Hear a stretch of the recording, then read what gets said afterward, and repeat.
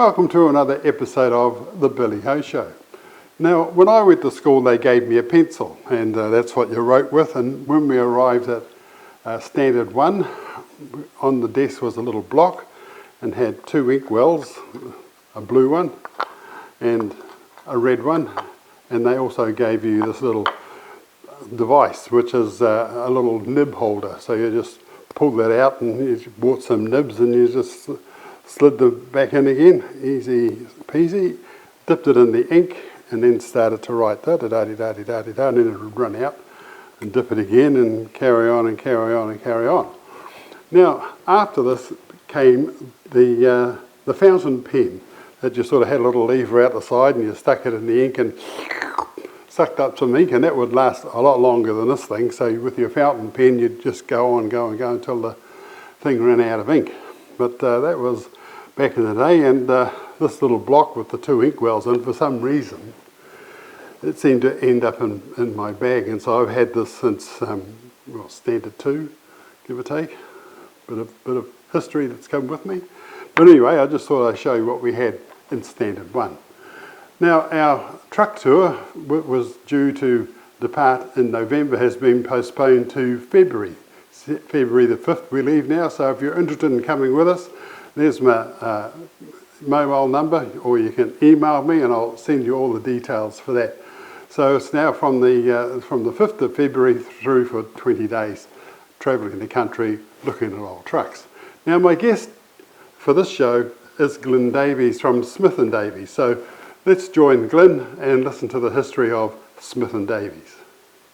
Well, welcome to another episode of The Billy Ho Show, and with me is Glyn Davies, and welcome to our little show, Glyn. And Glyn is part of Smith and Davies, and I'm sure a lot of you would have seen the Smith and Davies trucks around Auckland in particular, and I'm sure they went off to various places around the country as well, Glyn. But anyway, Smith and Davies had to start somewhere, and I'm actually surprised how far back you go to start Smith and Davies. So Glyn, perhaps you'd just like to kick the ball off with how it all started. Yeah, well, do you want to hear about my grandfather? Yes, absolutely. Okay. Yeah. Well, Glyn Smith was in the First World War, and he was like all these young guys, thought, gosh, it's going to be the greatest excitement thing to do. And anyhow, he went and he fought in two of the worst battles, Gallipoli and the Battle of the Somme. And anyhow, the Battle of the Somme, unfortunately, he got wounded, and he ended up back in London. And he was back there when the World War finished.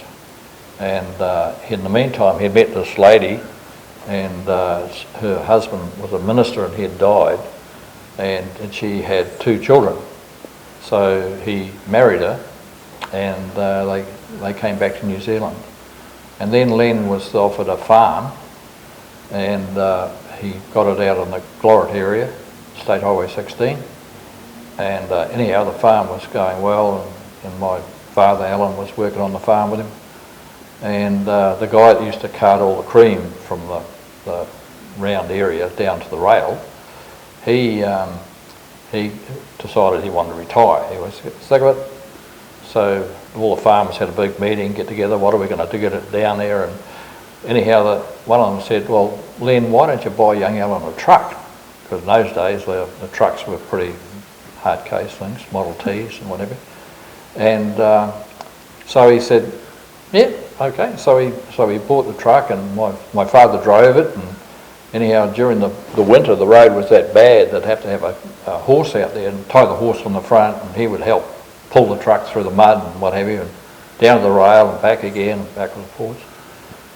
And then that was 1927 when they started. And then in the 30s, they moved to Kuiper Flats, because Kuiper Flats was an area where the railway, you couldn't cart in competition the rail. So all the goods used to come up to Kuiper Flats and they go out to the Rodney District Council. So that was why they sort of moved into that area. And then they went through to 1950, when all of a sudden they said, right, we'll make it 100 miles now. So it was no point in having a business in Kuiper Flats. So then they moved down to Devonport, and my father moved from Kuiper Flats to Rewa. And anyhow, so we um, started in Devonport, and then when 1966 the harbour bridge was up and everything was running, we moved out to Northcote, and then the company just grew, and when I eventually moved out and sold it, 2004, we had 135 staff, we had 80 trucks, 50 odd machines, and we were mainly into roading and contracting work, so we controlled our own guys. We were shifting 500,000 metres out of Auckland every year. Good So, God. Yeah. and we had a quarry out by the airport, and we used to be able to go 24 hours a day. And anything off the wharf, sand came off the wharf and things like that, we'd be there with all the trucks. And so we were 24 hours a day. And I've still got one of the guys that actually worked for me for that, and he's now working on my farm up at Kuiper Flats. But anyhow, he's a really good guy. And then I sold Smith and Davies to my nephew, and a guy that worked for me for about 15 years. And anyhow, they ran it and they took the wrong direction, and 12 years later the company was broke, gone. And so anyhow, it was annoying for me, well, the company's name, for that to happen. But at the end of the day, I got paid out everything. I can't grizzle, but it just annoyed me. But anyhow, that's the way it is. And anyhow, what we've got here is some old photos of the company, and this one here is the one where the Model T's at the end, the original truck. You've still got that? That's in the shed just behind us. No, that truck in the shed is the same as, but what I did, I bought it in Christchurch. Oh, yes. And I went down with the trailer and we did a big trip and picked it up and went through the west coast and whatever, and came back and How many people says, shit, I remember them. Yeah, well then I got it all signed, written, and the guy out at Whitford, he's a really good man at restoring things and doing everything, so he did it all up for me. So anyhow, this photo here is little Glyn Smith on the farm. He was working away on it. It says 1928 on the back. Yeah. That's a while ago, isn't it? Yeah. And this is a photo of the trucks coming through the State Highway 16 in the days when they used to have to tie each other together and pull the, and yeah, you can imagine. Yeah, so we got that. But some of the logging trucks, you hear the stories that they had to get pulled, like those GMCs, they had to get shoved up the hill with a bulldozer or towed up with something else. And Uncle Malcolm owned the business. Uncle Harry owned the business as well, but he was a driver. And he was driving this Austin. And he said, this truck, you got all your load on, is the maximum load. He said, you'll get about 10 feet from the top of the hill and it just won't go any further. And he said, doesn't matter how much you run up, he says, you won't get there. So what you do is just jam everything on and then just go on a starter motor and just walk yourself across with a starter motor? With a starter motor. Wind yourself over the last 10 feet. They must have been through a lot of starter motors. But that was actually common, sort of, using a starter motor to just get that little bit extra oomph, as it were. But that Highway 16, I'm just looking at that, I mean, it's quite a road now, but back in its day, it would have been just mud and slush. Yeah. You might recall a couple of shows ago, we showed you some farmers with their horse and cart, and the state of the road that the horse and carts are sitting on, the wheels are into the mud about this deep. Yeah. No, that's probably when they hooked the horse on the front of the truck. But anyhow, what we've got here is that's the Kuiper Flats depot in the 1950s when it was pretty busy. It's sort of school bus in New Bedford, 1950s, and my father's 47 Ford Mercury. The Mercuries were in those ring gun carriers, and a lot of the carriers had those flathead V8s. Yeah, and they took them out and put them into the Ford. What were they? trucks probably. Yeah, which had a V8 in them. I just remember the name in them, but they were English trucks. Yeah. And they took the V8s out of the Breen gun carriers and took the Pommy V8s out and put the American V8s in, and they got a better run. But just looking at that S Bedford, I mean, they must have been just absolutely everywhere. But you were telling me that's one of the first ones to come into the country. Well, in our area, yeah. Oh, right, right. But there must have been hundreds of them. Oh, there was. Yeah. And OLB Bedfords, I mean, there's a, there's an old OLB, that'd be, well, wasn't old in those days, it was pretty new, with a towing a big log. Look at that. 1953. Yeah. God. Yeah, so that poor old thing must have been sort of first gear. Oh, yeah, and there'd be no brakes on there. You probably had trouble getting up the hill, and trying to stop going racing away going down would be worse. Yeah. But, anyhow, that's a photo of me in Kuiper Flats Railway Yard with sitting on one of the trucks. The dog, we used to have fox terriers. We had about 4 of them, and this is an old Bonzo. He was sitting next to me. You can see I must have something in my hand. They're all interested. And the little dog down here, his name was Sarge, and he was from the Americans when the Americans were there during the Second World War. And anyhow, we carried on looking after him. But that's in the Kuiper Flats Railway Yard. And the truck's an International? Yep. What year would that be? Sort of 40 something? Well, I was born in 1940, and I'm probably about, I don't know, 5 or 6 years old there. So, yeah, about then. And that's the depot when we moved out, and I didn't realise it, but the land was actually owned by the railways. We just leased it. Oh. So when my father moved out, he just stopped the lease and went off down to live in Orewa. Anyhow, that's our old house there, and the house, it was one of those Art Deco style houses, and then when we moved out they put a shop on the front, and then they built on both sides so that you can hardly see the old Art Deco house. It was all surrounded by this, lean-tos. Yeah, but since then the people have moved in and they've actually tidied the whole place up, redoing it, and they're going to live in it like a big flat. Wow. Yeah, so it's really So it's got all the workshop area underneath still? Yeah, I've still got that. Yeah. So it's good. And that's a photo before the big 2-storied one went in. That's my father when he was with some guys there, and they were, you can see him, he's actually got a walking stick there, so he's... The drums, is that what they sort of poured into it? See that there? Yeah. That's one of those old petrol things used to pump, yeah. you know? Yeah. Because I remember when I was working for Prescott's, one of the jobs was to load up 10 44-gallon drums of diesel. Yeah. And when you got it back, you sort of wheeled it off and then dropped it onto a couple of tyres. Yeah, anyway, that's my father, and that's he must have been driving the truck in those days.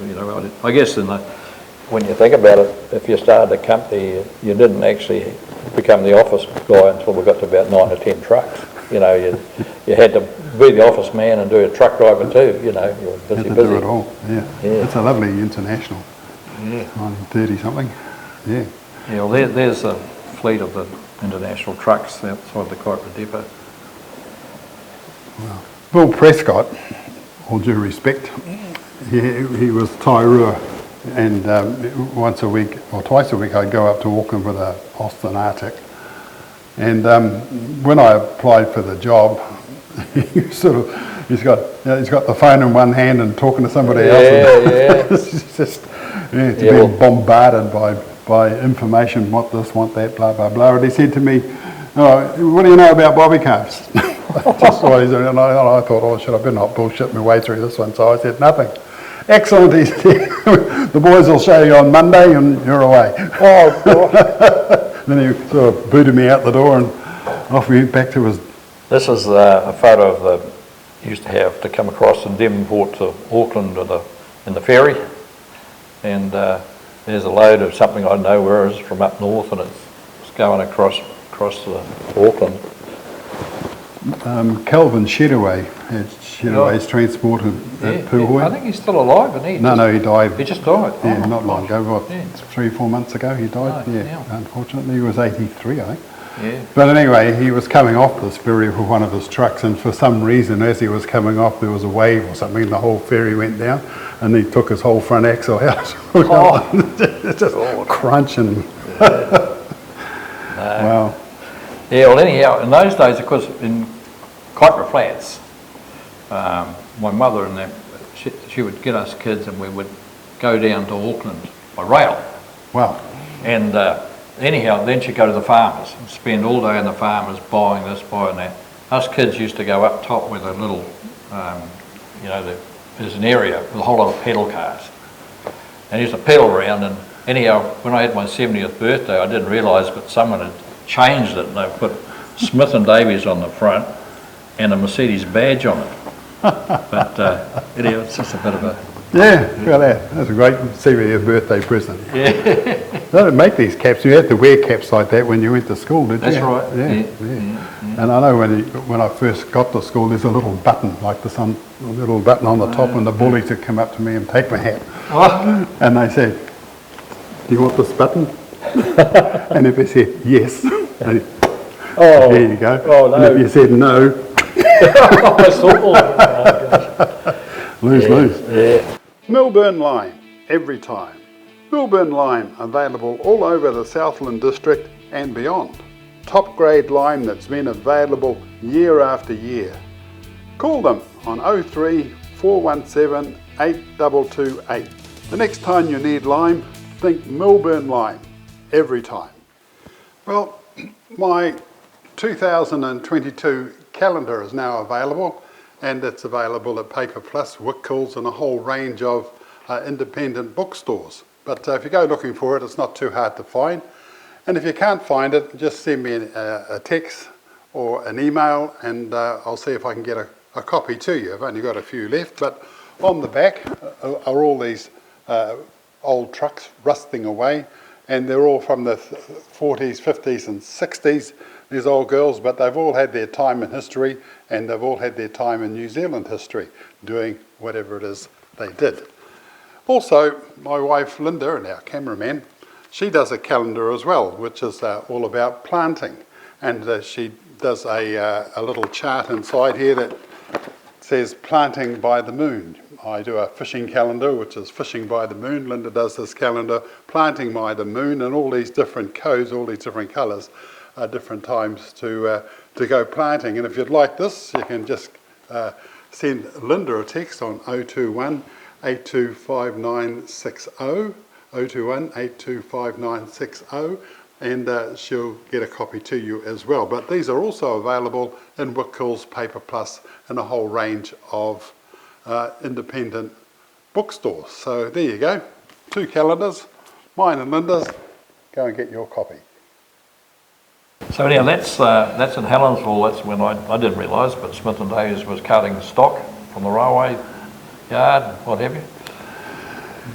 The Arctics of the time, they were all those Arctic trailers. They all had a rounded front on them, most of them. Yeah. And it was just the way it was. I mean, I don't think they went square for quite a while. But the rounded front, sort of when you You just missed the back of the cab when you turn around. But when you look at some of these, B trains and what have you, they're just so close. Oh, I know. Gosh. Well, I mean, yes, these they're amazing things. But so we went to Devonport, and in those days you'd be doing coal and firewood, and you'd have someone in the morning and say, right, how many trucks are going to go into town? Oh, 5, 6, okay. So you'd they'd run their trucks down to the ferry, get in the queue, leave one driver there to keep shifting the trucks up, and then they'd come back and they'd start bagging coal and firewood, and they'd call up and say, right, we're on the next ferry, and you'd go down, they'd hop on the next ferry, go across to town. Then by then the queue wasn't bad, so they'd go backwards and forwards. And then at night they'd be in a big queue coming back, and that was the day. It was. Where did the coal come from?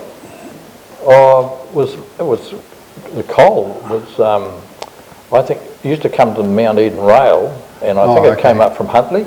you know, and anyhow we would have a truck go over there and...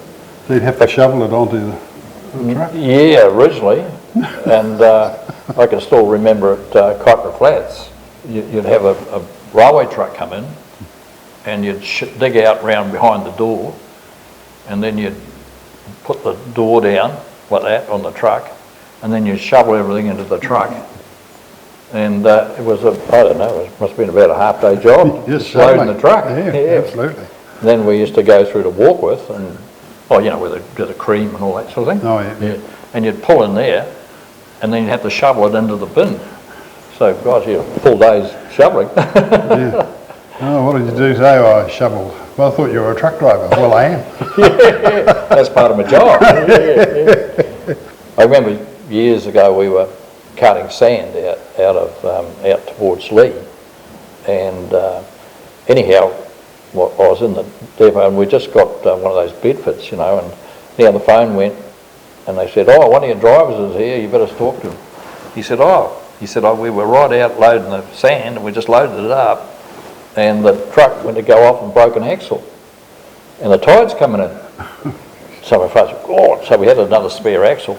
So we put it in this old, brand new there was, OLB Bedford, and I went with him for a run. Anyhow, we shot out to this place, and the guy met us. He was he was standing on the side of the road, so he gave the thing, and he ran across the thing, and by that time they'd shoveled the load back off the truck, and they put the axle in, and it didn't quite get to the shore. There's an island there, so they had to drive it up on the island. The guys had to swim ashore, and then so that's what things were like in those days. They were pretty hard case, that's for sure. But, anyhow, until that time we were doing all sorts of, you know, coal and firewood and all sorts of things. And then in the 1960s, my father said, because I was 20 then, he said, look, I think there's a chance that there's got a job out at Lynmore Shopping Centre. They're building it from scratch, you know, big high grass and tea tree and a big mess. And he said, look, we're going to contracting. He said, and you're it. I was like, what? So anyhow, he said, oh, don't worry, I'll come and show you how to do things and whatever.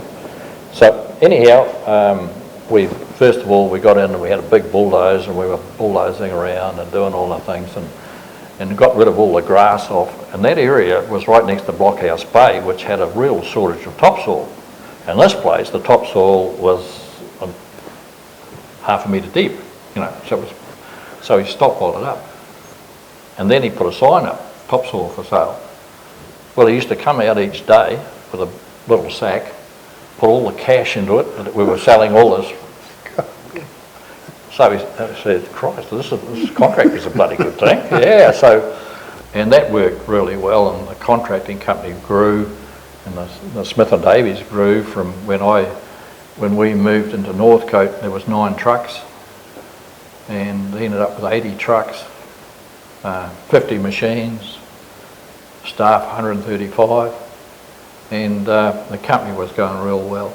So how did you get the job? Was it, you know, sort of, it's not what you know, it's who you know, sort of? Well, situation? a lot of it was because the people were doing it. We knew them from other jobs, and they knew that if they priced a big job, we would do the excavation work for them. Right. And that worked in really well. The only trouble is in the 80s, you know, when things went bad and everyone started going broke. We had a crowd called Smith and Davies. They were one of our biggest customers. They went broke, and then another 2 or 3, and we ended up 800,000. I think we ended up losing gradually over a period. Wow. And we were just about broke ourselves. And anyhow, we managed to struggle through to the 90s, and then the 90s were great, and we just went like that. You know, we just grew, and did really well right through to 2004, you know, when I sold the company. So that's how we progressed. Yeah. Colindale, I think it was one of them, they had that crowd at Buxton Borage. And Brooks, yeah. And I didn't realise what the relationship was, but the guy at Buxton Borage worked for Fletcher's. So he was, you know, they gave him the first opportunity at a job, you know. But the thing is, they could only do so much, and then we would be coming and picking everything else up, you know. So it was really good. We got on well with them. They were good guys, and you know. And your staff were loyal. I mean, you didn't have to. You were going through staff. Or The staff we had were great, marvellous. The guys. In fact, I've got a chap that's been working with me for 40 years, and now he's working up at my farm. You know. So anyhow, they were the type of guys that really ran our company, and they were loyal, great. But then we were starting to run out of those type of folks. You know? Oh, okay. And anyhow, we were still, but any new guys we took on were nowhere near as good as the old guys, you know. And so the average age of a truck driver these days is 55, I'm told. Is it? Yeah. Well, so we had guys that were driving for us in their 70s, and you know, they're really top guys. They were marvellous. And we used to have like. Our depot was at Northcote, but we used to have this quarry out by the airport, and a lot of the drivers went there, and that's what they used as their depot, and you know. And in fact, it was owned by McConnell Dowell, and we bought it off them. Oh, right. And so the drivers had their own truck, or they just get what was going? Everyone had their own truck. Oh, right. Yeah. So that's yours. Look after it. Yeah, and look after it, and you know, any servicing, what's doing warrants and things, we'd run it through our depot, but. No, it worked really well, and that was the big thing, because we had good guys, and you know, sometimes we'd have a boat come in. We'd go 24 hours a day, you know. Clean the boat out. Yeah, to do the boat, you know. So when did you come across clamshells? Clamshells, well, firstly, funny enough, the original thing was logging. Yep. And then we ended up with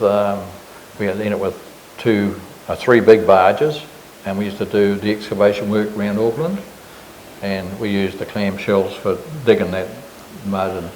And what we then discovered was there was a way of handling the mud. What you did is you mixed 10% cement with it, and then you used it back into the ground, and it became a top fill.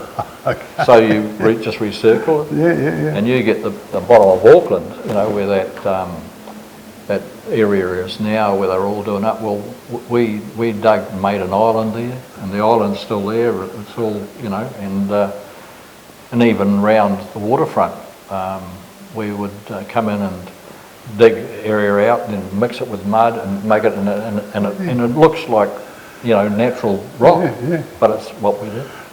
You know. Who thought of that? Well, I was working with a guy and doing the thing, and he said, "Oh, see this? You know, you put 10% cement and it turns into blooming hard rock."